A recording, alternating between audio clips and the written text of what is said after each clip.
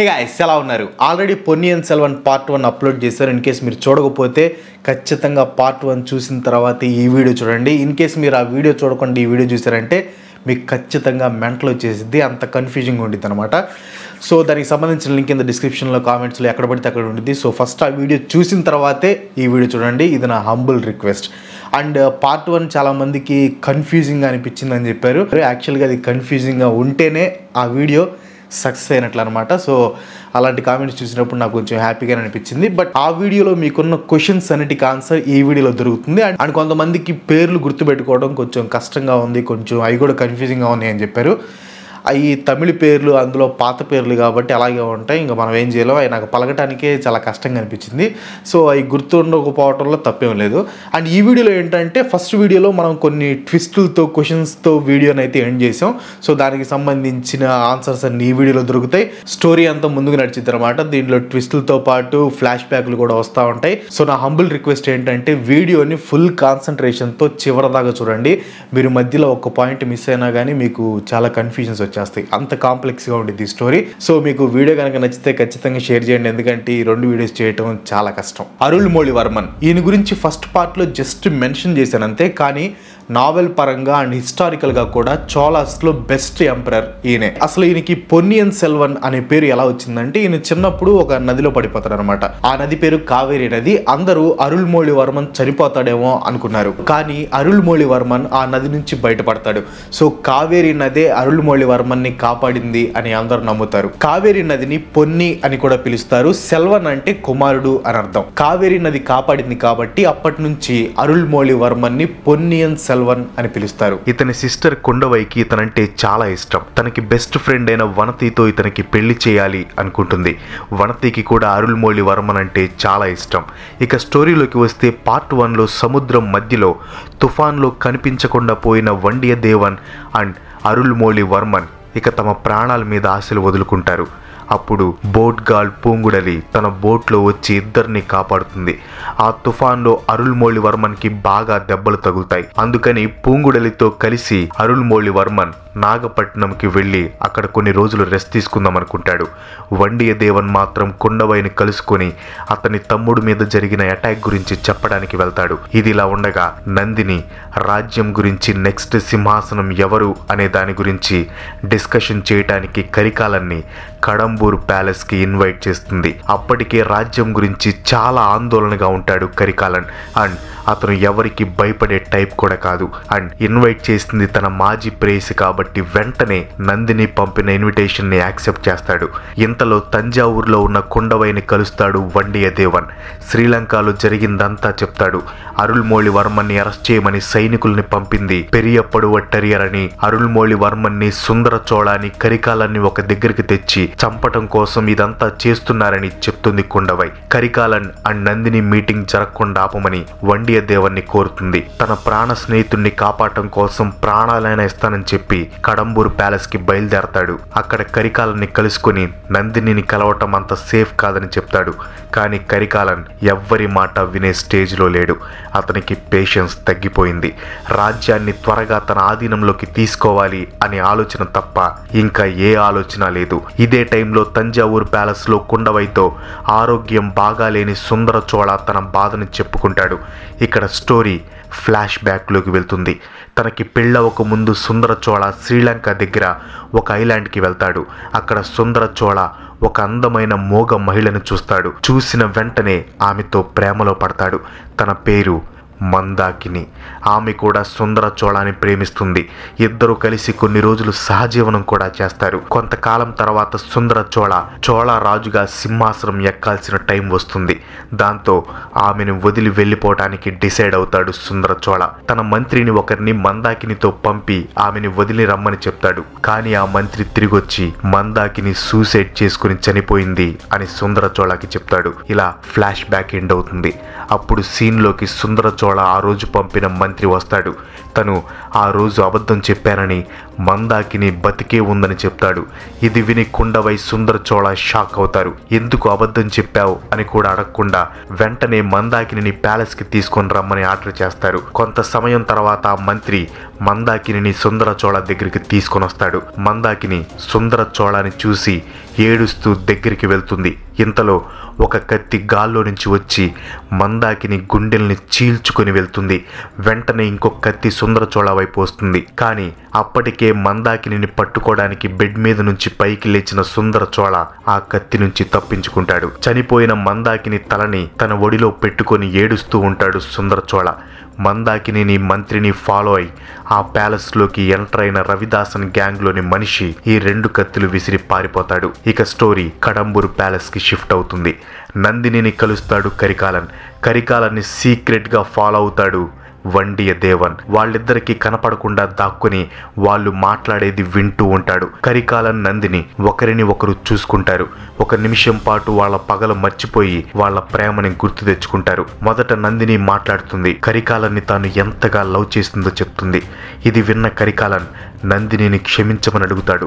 నందిని భర్త వీరపాండ్యాని ఆ రోజు తను అలా చంపినందుకు ఇప్పటికీ విచారిస్తున్నా అని, అసలు ఇవన్నీ వదిలేసి మనం ఇద్దరం దూరంగా వెళ్ళిపోదాం అని అంటాడు. అది అసాధ్యమని, తాను ఆదిత్య మీద చోళ ఎంపైర్ మీద పగ తీర్చుకోవాల్సిందే అని, మధురాంతకర్ని చోళ ఎంపైర్గా చేసి తీరాల్సిందే అని చెప్తుంది. ఎందుకని క్వశ్చన్ చేస్తాడు కరికాలన్. దానికి నందిని ఇచ్చిన ఆన్సర్ విని ఆదిత్య కరికాలన్ షాక్ అయిపోతాడు. చాటుగా వింటున్న వండియదేవన్కి కూడా మైండ్ పోతుంది. కరికాలన్కి కోపం, బాధ 2 ఒకేసారి వస్తాయి. కరికాలన్కి ఏదో ఆపద వచ్చేలా ఉందని వండియదేవన్ కరికాలన్ని అక్కడి నుంచి తీసుకుని వెళ్ళిపోవాలి అనుకుంటాడు. కానీ ఇంతలో వెనక నుండి ఎవరో వండియదేవన్ గొంతుని గట్టిగా పట్టుకుంటారు. వండియదేవన్ కళ్ళు మూసిపోయే టైంలో ఆ రూమ్ అంతా చీకటిగా మారిపోతుంది. వండియదేవన్కి రవిదాసన్ కనిపిస్తాడు. రవిదాసన్తో పాటు ఆ చీకట్లో ఒక వ్యక్తి కనిపిస్తాడు. ఆ వ్యక్తి తన కత్తిని ఆదిత్య కరికాలన్ వైపు విసురుతాడు. అంతే, పెద్దగా అరిచి క్రౌన్ ప్రిన్స్ ఆదిత్య కరికాలన్ అక్కడే ప్రాణాలు విడుస్తాడు. వండియదేవన్ కళ్ళు తెరిచే టైంకి అక్కడ ప్రాణం లేకుండా పడి ఉన్న ఆదిత్య కరికాలన్ కనిపిస్తాడు. తన ప్రాణ స్నేహితుణ్ణి కాపాడుకోలేకపోయాను అనే బాధతో కుమిలిపోతాడు వండియదేవన్. ఇంతలో అక్కడికి ప్యాలెస్ గార్డ్స్ వస్తారు. వండియదేవనే కరికాలన్ని చంపాడు అనుకొని వండియదేవన్ని అరెస్ట్ చేస్తారు. కానీ వండియదేవన్ కరికాలన్ బాడీతో కడంబూర్ నుంచి తప్పించుకొని ఆదిత్య గ్రాండ్ ఫాదర్ అయిన మలయామన్ దగ్గరికి వెళ్తాడు. క్రౌన్ ప్రిన్స్ ఆదిత్య కరికాలన్ చావుతో మధురాంతకర్ సపోర్టర్స్ అందరూ అతన్ని రాజుగా చేయాలి అని ఎత్తులు వేయటం స్టార్ట్ చేస్తారు. ఆదిత్య చావు గురించి రాజ్యం మొత్తం తెలిసిపోతుంది. తనన్న చావు గురించి తెలుసుకున్న అరుల్మొళివర్మన్ వెంటనే తంజావూరు చేరుకుంటాడు. మలయామన్ ఇంకా వండియదేవన్ ఆదిత్య బాడీని తంజావూరులోని ఎంపరర్ దగ్గరికి తీసుకుని వెళ్తారు. అక్కడ ఆదిత్య కరికాలన్కి అంత్యక్రియలు చేస్తారు. ఆదిత్య చావుకి కారణమైన వాళ్ళని వెతికే పనిలో పడతారు అరుల్మొళివర్మన్ ఇంకా వండియదేవన్. కానీ అంతకంటే ముందు ఎవరు చోళ రాజవ్వాలి అనే డిస్కషన్ మొదలవుతుంది. రాజ్యంలోని పెద్దలు అందరూ ఒక దగ్గర చేరుకొని ఎవరిని రాజును చేయాలి అని ఒక మీటింగ్ పెడతారు. ఈ మీటింగ్కి చోళ ఫ్యామిలీతో సీక్రెట్గా వండియదేవన్ కూడా అటెండ్ అవుతాడు. మీటింగ్లో మధురాంతకర్ ముందుగా లేచి న్యాయంగా తానే చోళా సింహాసనానికి వారసుడినని అంటాడు. దీనికి అతని తల్లి సేంబియన్ మహాదేవి అసలు నువ్వు చోళా వంశానికి చెందిన వాడవే కాదు అని అంటుంది. ఇది విని అందరూ షాక్ కి గురవుతారు. ఇక్కడ స్టోరీ ఫ్లాష్ బ్యాక్ లోకి వెళ్తుంది. స్టోరీలోని ట్విస్ట్లని మనకి ఈ ఫ్లాష్ బ్యాక్ లో రివీల్ చేస్తాడు ఆథర్ కల్కి. సుందరచోళ పంపిన మంత్రి మందాకిని శ్రీలంకలో వదిలిపెట్టాక అక్కడ తను వీరపాండ్యాన్ని కలుస్తుంది. వీరపాండ్యన్ ఆమెను మొదటి చూపులోనే ప్రేమిస్తాడు. సుందరచోళ వదిలేసిన బాధలో మందాకిని వీరపాండ్యానికి దగ్గరవుతుంది.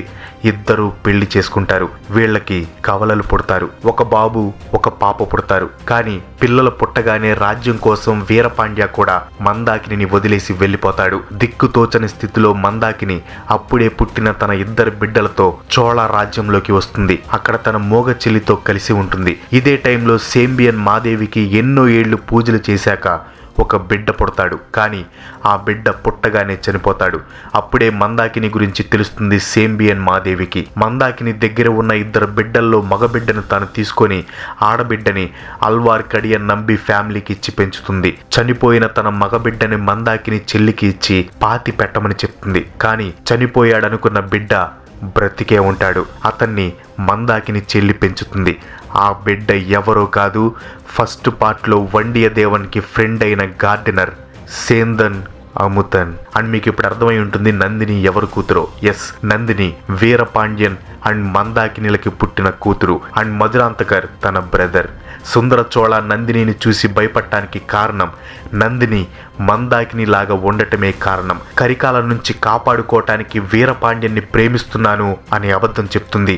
అయినా కూడా కరికాలన్ వీరపాండ్యన్ని చంపేస్తాడు. కరికాలన్ చనిపోయే ముందు నందిని తండ్రి ఎవరో చెప్తుంది. అందుకే కరికాలన్ షాక్ అవుతాడు. తన తండ్రిని చంపినందుకు పగతో నందిని చోళ డైనాసిటీని నాశనం చేయాలి అనుకుంటుంది. కానీ అదే టైంలో తన తమ్ముడైన మధురాంతకర్ని రాజును కూడా చేయాలనుకుంటుంది. అందుకే పెరియ పడువట్టరియర్ని మొదటి నుంచి రచ్చగొడుతూ మధురాంతకర్ని రాజుని చేయడానికి ప్లాన్స్ వేస్తూ ఉంటుంది. ఫ్లాష్ బ్యాక్ తర్వాత స్టోరీ ప్రెజెంట్ లోకి వస్తుంది. మధురాంతకర్తో పాటు అందరూ షాక్ అవుతారు. అప్పుడే మీటింగ్ కి పెరియ పడువట్టరియర్ ఎంటర్ అవుతాడు. ఆదిత్య కరికాలని చంపింది నేనే అని అందరికీ చెప్తాడు. ఎందుకు అనే షాకింగ్ ఎక్స్ప్రెషన్ తో అందరూ పెరియ పడువట్టరియర్ని చూస్తారు. అప్పుడు పెరియ పడువట్టరియర్ చెప్తాడు, నందిని కరికాలంతో మాట్లాడటం తను విన్నానని, తను వీరపాండ్యన్ కూతురని, చోళ డైనాసిటీని నాశనం చేసి తన బ్రదర్ మధురాంతకర్ని సింహాసనం ఎక్కించడం తన ప్లాన్ అని, ఇది విన్నాక కోపంతో తన కత్తిని నందిని వైపు విసిరానని, కానీ అది పొరపాటున ఆదిత్య కరికాలనికి గుచ్చుకుందని చెప్తాడు. ఆ తర్వాత తనని రవిదాసన్ మనుషులు ఎత్తుకుపోయి నందినితో పాటు ప్యాలెస్ బయట వదిలేశారని, నందిని వాళ్లతో కలిసి పారిపోయిందని చెప్తాడు. ఇలా ఇదంతా చెప్పి తనను మన్నించమని చెప్తాడు. సుందర చోళని అడిగి తన కత్తితో తానే పొడుచుకుంటాడు పెరియ పడువట్టరియర్. స్టోరీ ఇక్కడితో ఎండ్ అవుతుంది. చోళ రాజుగా పొన్నియిన్ సెల్వన్ ని ఎంచుకుంటారు అందరూ. కానీ పొన్నియిన్ సెల్వన్ మాత్రం సేందన్ అముతనే అసలు రాజని అతనికి సింహాసనాన్ని అప్పగిస్తాడు. వండియదేవన్ ఇంకా కుండవై పెళ్లి చేసుకుంటారు. అరుల్మొళివర్మన్ వనతి పెళ్లి చేసుకుంటారు. తనని పెంచిన తల్లి కోరిక మేరకు మధురాంతకర్ శివభక్తుడవుతాడు. నందిని మాత్రం ఎవరికీ కనిపించకుండా మాయమైపోతుంది. నేను మళ్ళీ చెప్తున్నాను, Ponniyin Selvan story the best story. Baahubali కంటే బెస్ట్ స్టోరీ.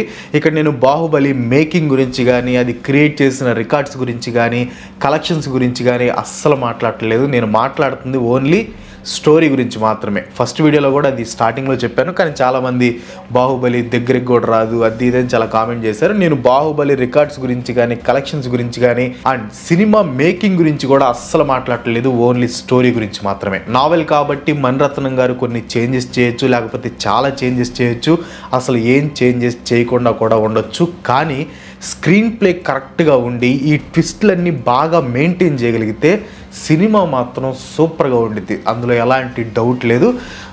సినిమా రిలీజ్ అయిన తర్వాత చూడాలి సినిమా హిట్ అయిద్దో లేదో. నేనైతే ఈ సినిమా కోసం ఏగర్గా వెయిట్ చేస్తున్నాను. ఎందుకంటే ఈ వీడియో చేయడానికి స్టోరీ చూస్తున్నప్పటి నుంచి నాకైతే భయంకరమైన క్యూరియాసిటీ ఉంది.